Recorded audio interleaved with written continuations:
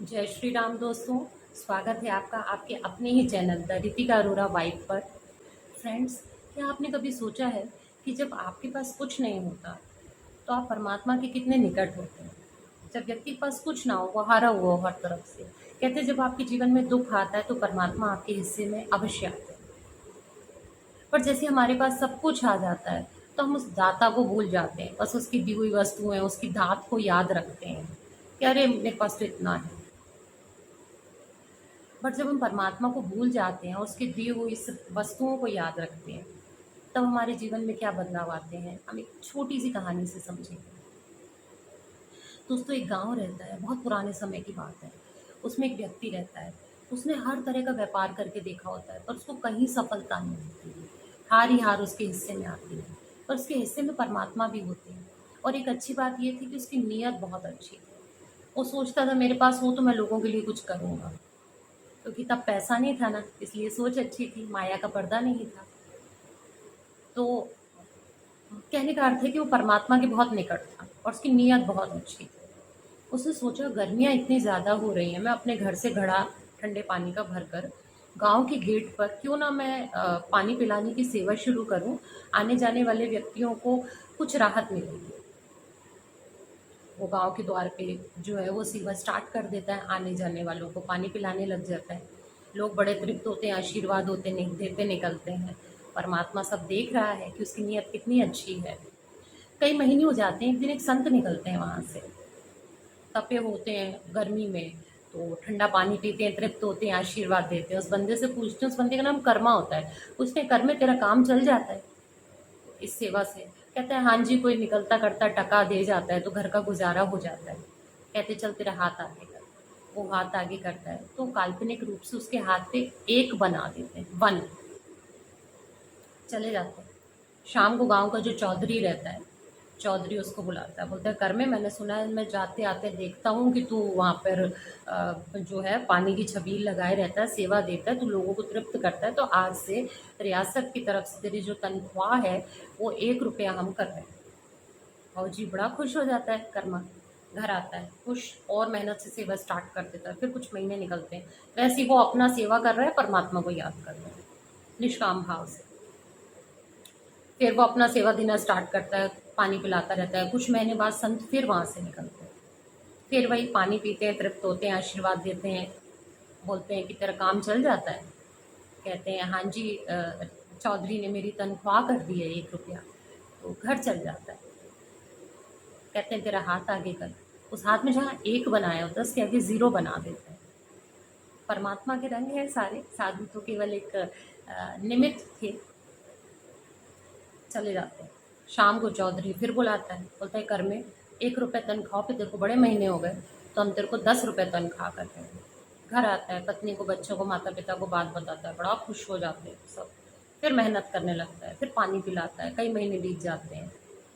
फिर संत आते हैं, पानी पीते हैं, तृप्त होते हैं। पूछते हैं कि तेरा काम चल रहा है।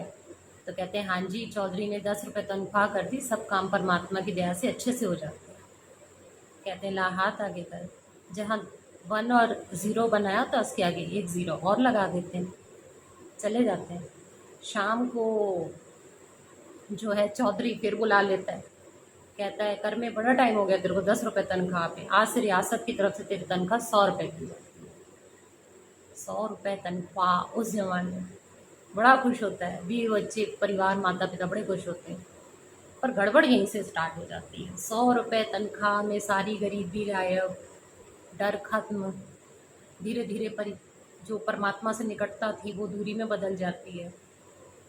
मकान अच्छा कर लेता है, बैलों के जोड़े ले लेता है, खेती स्टार्ट हो जाती है, खेती का मतलब खेती खरीद लेता है। अब क्या होता है, अब आने जाने वालों को पानी तो नहीं पिलाता, चार बातें सुनाता है। देखो तुमको तो काम करने ही नहीं आया, काम ऐसे किया जाता है, मैंने देखो पानी पिला पिला के इतना सब खड़ा कर लिया, तुमको क्या आता है। लोगों का दिल दुखाता। एक दिन वो संत फिर वहां से निकले। कहते तेरा काम चल जाता है। हाँ जी, चौधरी ने तनख्वाह 100 रुपया कर दी है। अब तो बहुत अच्छे, देखो मैंने मकान बना लिया, खेती ले ली, बैलों के जोड़े ले लिए, हल ले लिए। तो कहते हैं अच्छी बात है। कहते चल पानी पिला दे। एक 2 बार बोलते हैं, 3 बार बोलते हैं, पानी तो नहीं पिलाया उनको, 4 बातें और बता दी। आप क्या संत का चोला पहन के, भगवा चोला पहन के घूमते रहते हो? ऐसे पुकारने से थोड़ी ना कुछ हो जाता है, काम करना पड़ता है। जी देखो, मैंने पानी पिला-पिला के जो है वो मकान बना लिए, सब काम कर लिए। कहते हैं अच्छा कोई बात नहीं, हाथ आगे कर। अब जहाँ उन्होंने काल्पनिक रूप से 1 और 0 0 बनाए होते हैं ना, उसमें से 1 हटा दें, चले जाते हैं। शाम को फिर चौधरी बुलाता है, कहता है देख कर में तेरे को पानी पिलाते पिलाते बड़ा टाइम हो गया, 100 रुपये तनख्वाह पे तेरे को बड़ा टाइम हो गया, अब मौसम भी बदल गया, अब पानी पिलाने की इतनी कोई ज़रूरत नहीं, अब तो इतनी धूप ही नहीं है, ठंडे आ गई, तो तनख्वाह ख़त्म की जाती है, आज तेरे को कोई तनख्वाह नहीं मिली। क्या हुआ? शून्य पर आ गए। वही बात है, खेत सारे परमात्मा के, क्योंकि वो देने वाले दाता को भूल गया। सिर्फ दात यानी भौतिक वस्तुएं याद रही कि परमात्मा ने ये दे दिया। सेवा करते में, चित्त में अगर परमात्मा है तो वो एक जो है ना वो आपकी हथेली पे लगा रहेगा। और अगर परमात्मा ही विसर गया, भूल गया, तो वो एक हट जाएगा, फिर उस जीरो का, उस शून्य का कोई महत्व नहीं, आप शून्य हो जाओगे। इस कहानी से ना हमें 2 चीज़ें बहुत सीखने मिलती हैं। एक, ईश्वर आपकी नीयत देखता है।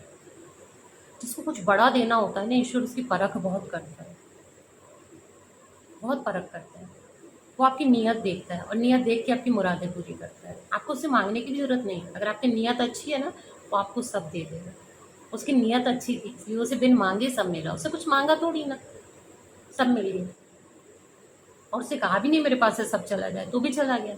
नियत, वही बात है ना, अगेन नियत।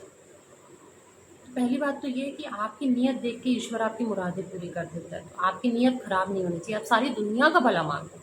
ईश्वर देखता है ये बंदा किसी से जलता नहीं है, किसी से ईर्ष्या नहीं करता, सबका भला चाहता है, सबको आगे बढ़ते देख खुश है। क्या नहीं दे देगा ईश्वर आपको?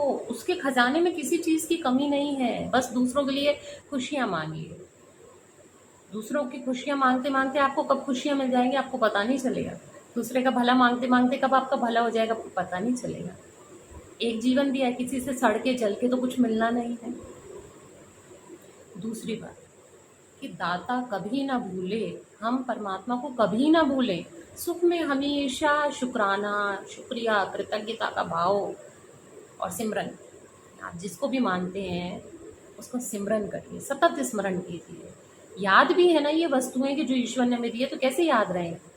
परमात्मा तेरा कोटि कोटि धन्यवाद, कोटि कोटि शुक्राना, तूने मुझे इतना सब दे दिया। मैं तो इस योग्य भी नहीं था, इस योग्य नहीं था कि मैं मुझे कुछ मिलता, पर तूने मुझे दे दिया। तो कहने का यही मतलब है, 2 बातें हम सीखते हैं इन चीज़ों से। परमात्मा को कभी ना भूलें और नियत हमेशा अच्छी रखें। माड़ी गलत नियत वाले का साथ ऊपर वाला कभी नहीं देता। सो फ्रेंड्स, अगर आपको आज की हमारी आध्यात्मिक चर्चा पसंद आई हो तो चैनल को सब्सक्राइब करें, वीडियो को शेयर करें, लाइक करें, अपने अच्छे कमेंट्स भेजें। और अगली बार हम फिर मिलेंगे ऐसे ही किसी अच्छे आध्यात्मिक चर्चा के साथ में, जो न केवल आध्यात्मिक होगी बल्कि हमें बल प्रदान करेगी और दिन प्रतिदिन हमारा जीवन बेहतर बनाने में हमें मदद करेगी। तो आज अपनी दोस्त रितिका अरोरा को दीजिए अनुमति। हम बहुत जल्दी मिलेंगे। आप अपना बहुत बहुत ध्यान रखिए। जय श्री राम।